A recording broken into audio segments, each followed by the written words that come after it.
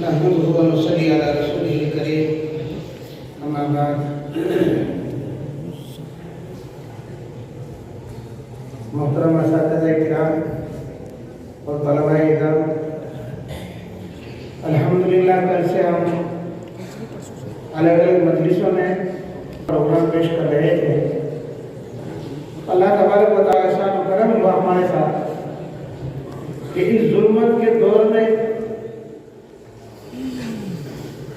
اپنے گھروں سے اور اپنے بستیوں سے اور اپنے محلوں سے نکال کر کے اللہ پاک نے ہمیں اپنے پاک گھر میں بھیجا۔ یہ اللہ کا بہت بڑا احسان و کرم ہے۔ ہم اس کا جتنا بھی شکر ادا کریں اتنا کم ہے۔ میرے بھائی اور دوستو، اللہ نے جب ہمیں اس نعمت سے نوازا ہے تو ہمارے بھی اوپر بھی کچھ ذمہ داری عائد ہوتی ہے کہ ہم اس ذمہ داری کا پورا حق ادا کریں۔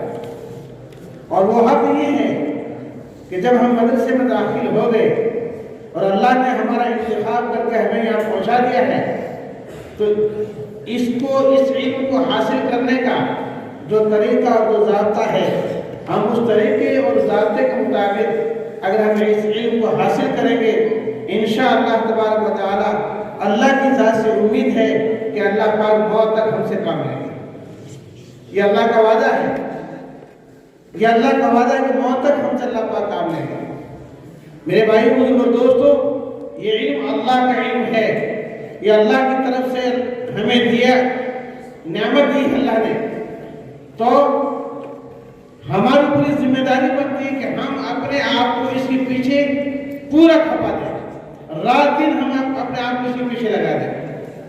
یہ فرمایا کہ جتنی ہم اس کے پیچھے محنت کریں گے اتنا ہی کم ہے۔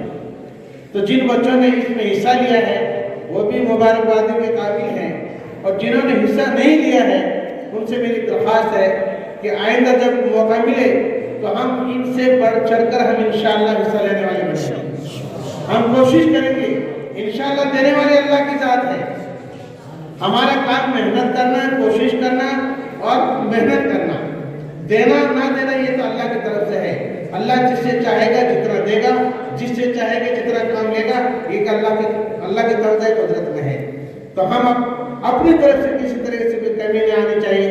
ہم اپنے اساتذہ سے مشورہ لیتے رہیں اس کے بارے میں کہ ہمیں بیان کیسے کرنا ہے، ہمیں قرات کیسے کرنی ہے، ہمیں علم کے اندر کیسے ہمیں آگے محنت کرنی ہے۔ ہم اپنے اساتذہ سے مشورہ لیتے رہیں گے تو انشاءاللہ العزیز اللہ ہم سے کام لے گا۔ اللہ پاک ہم سب کو